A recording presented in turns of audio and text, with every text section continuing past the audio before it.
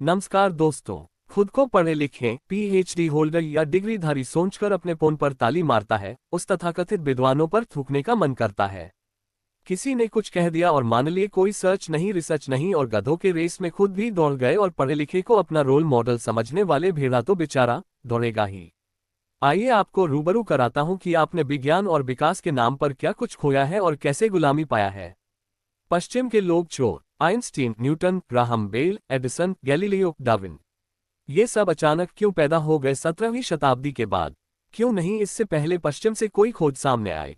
क्योंकि 15वीं शताब्दी तक ईसाई जगत भी मुसलमान आक्रमणकारियों की तरह ही जाहिल और रक्तपिपासु था। वे धर्म के नाम पर तलवार चलाते थे, विज्ञान और ज्ञान से कोसों दूर थे। 16वीं शताब्दी में ईस्ट इंडिया कंपनी भारत आए और यहीं से शुरू हुआ असली चोरी का खेल। इन्होंने सिर्फ हमारा सोना नहीं चुराया, बल्कि उससे भी कीमती चीज चुराई, हमारा ज्ञान, हमारी संस्कृति, हमारे शास्त्र और हमारी आत्मा। मैकॉले ने गुरुकुलों को अप्रगतिशील कहकर बंद कराया और दूसरी तरफ सैकड़ों अंग्रेज अफसरों को संस्कृत सिखाई गई। गीता, उपनिषद, वेद, आयुर्वेद, सौर विज्ञान, परमाणु विज्ञान, सबका अनुवाद करवा लिया। जर्मनी, इंग्लैंड, फ्रांस में संस्कृत डिपार्टमेंट खुले और फिर वहीं से निकलने लगे नए वैज्ञानिक, जिन्होंने हमारे ऋषियों की खोजों को अपना नाम दे दिया। डाल्टन ने परमाणु सिद्धांत दिया, जबकि 600 साल ईसा पूर्व आचार्य कणाद ने अणु और परमाणु की खोज कर दी थी। चरक संहिता और सुश्रुत संहिता को पढ़कर अंग्रेज बने डॉक्टर और सर्जन। ब्रह्मगुप्त और भास्कराचार्य से लेकर आर्यभट्ट और वरामिहिर तक के ग्रंथों से लिया गया विज्ञान।